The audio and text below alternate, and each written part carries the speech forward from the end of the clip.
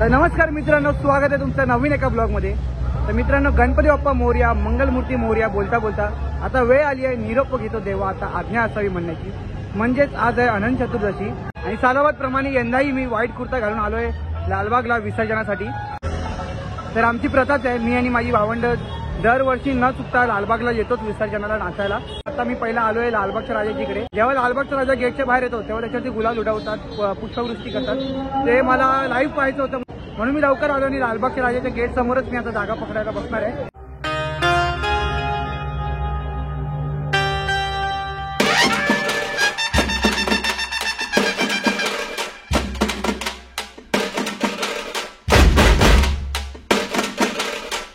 दोनदा चरण स्पर्श केलं होतं, एकदा पण आरती नाही मिळाली। आता विसर्जनाला आलो आणि आरती मिळाली।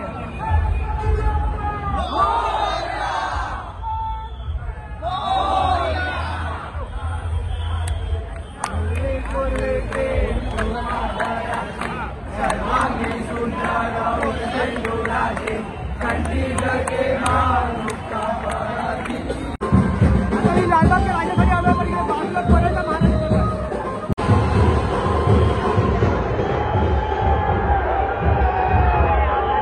आता 11:30 वाजले तरी फायनली बॅरिकेड लावले तुझे जवळ। लगेचच आता लालबागच्या राजा बाहेर आहे। सकाळी 7 वाजल्यापासून उभा आहे, 4 तास झाले इकडेच आहे। आधी एकच्या गेटच्या समोर उभा होतो आणि आता पोलिसांनी बाजूला ढकललाय आणि आता ह्या गर्दीत उभा आहे।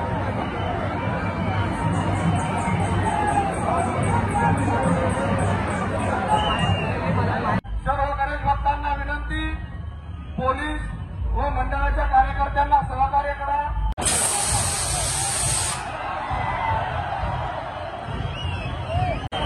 गर्दी आहे भाईला फुल। 5 मिनिटं लालबागच्या राजा बाहेर।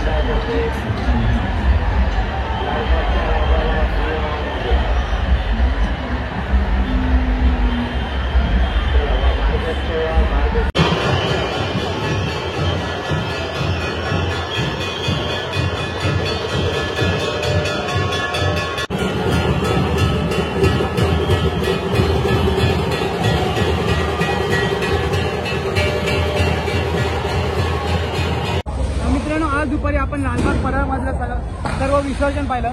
तर आता आम्ही दरवर्षीप्रमाणे भायखळ्याला चाललोय. जेव्हा लालबागचा राजा हिंदुस्थानी मशिदीसमोर येतो, जेव्हा तिकडे स्वरांजली गीत वाजवतोय, तर तेव्हा दरवर्षी आम्ही सर्व भावंड तिकडे नाचायला जातो आणि एन्जॉय करायला जातो. तर यावर्षी माझ्यासोबत तुम्ही पण चला आणि एन्जॉय करा. आता लालबागचा राजा फायनली भायखळा स्टेशन जवळ आलाय आणि स्वरांजली बीटनी वाजवायला घेतलंय आणि आम्ही ते नाचायला घेतलंय.